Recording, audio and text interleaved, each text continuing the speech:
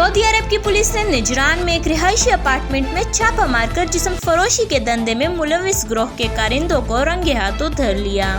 عالمی خبر رساں ادارے کے مطابق سعودی وزارت داخلہ کی جانب سے جاری بیان میں کہا گیا ہے کہ 5 مرد اور 7 خواتین کو حراست میں لیا گیا ہے۔ یہ گرفتاریاں نجران ریجن پولیس کی special task and duties force اور general administration for community security and human trafficking control کی مشترکہ کارروائی میں عمل میں لائی گئی۔ وزارت داخلہ کے بیان میں کہا گیا ہے کہ تمام ملزمان کو گرفتار کر کے ان کے خلاف قانونی کارروائیاں کی گئی اور بعد ازاں انہیں پبلک پروسیکیوشن کے حوالے کر دیا گیا۔ خیال رہے کہ سعودی عرب میں جسم فروشی، انسانی اسمگلنگ اور دیگر غیر اخلاقی جرائم کے خلاف سخت قوانین موجود ہیں، جس میں سزائے موت بھی شامل ہے۔